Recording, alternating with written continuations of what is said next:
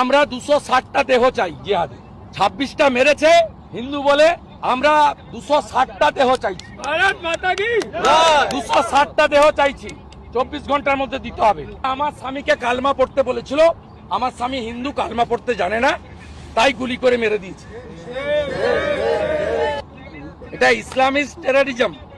আমি তো বলবো ইসরায়েলের প্রধানমন্ত্রী যেমন গাজাকে মাটির সঙ্গে মিশিয়ে দিয়েছেন, এই ক্রস বর্ডার টেররিজম যারা করছে তাদেরকেও মাটির সঙ্গে মিশিয়ে দেওয়া উচিত। এবং আমরা যারা ভারতীয় এবং সনাতন, আমরা 260টা দেহ চাই জিহাদে। 26টা মেরেছে হিন্দু বলে, আমরা 260টা দেহ চাইছি। ভারত মাতা কি 260টা দেহ চাইছি, 24 ঘন্টার মধ্যে দিতে হবে। দেশের প্রধানমন্ত্রীকে অনুরোধ করছি, আর্মিকে এবং প্যারামিলিটারি ফোর্সকে অনুরোধ করছি। এখানে মন্ত্রীরা এসে মমতার নির্দেশে নাটক করছিল। শালা কত বড় মাথা মোটা, ওটা নেতা। নেতা কথা বলবে জনগণের জন্য, যারাই হোক, সন্ত্রাসী যারাই হোক, তাদেরকে কোনো ধর্ম সাপোর্ট করে না, তা যে ধর্মেরই হোক। আরে মাথা মোটা কি বলতেছে? 26 জনের জন্য 260টা দেহ চাই।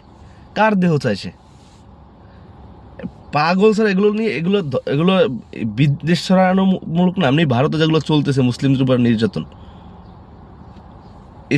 এইসব পাগল ছাগলের জন্য ধর্মেরও দুর্নাম হয় এবং মানুষেরও দুর্নাম হয়। এইসব মাথামোটা ইন্ডিয়াতে ভরে গেছে।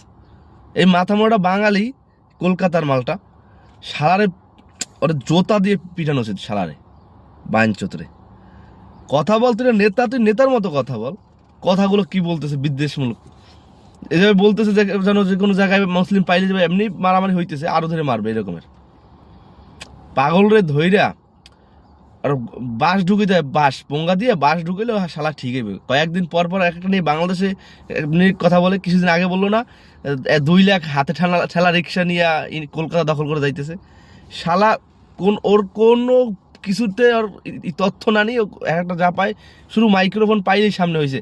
কতগুলো মিডিয়া আছে ইন্ডিয়ার, হ্যাঁ, গদি মিডিয়া তো অভাব নেই ইন্ডিয়াতে, তো ওইগুলো পাইলেই হয়েছে। তার মুখ থেকে যেটু বের হইতেই থাকে।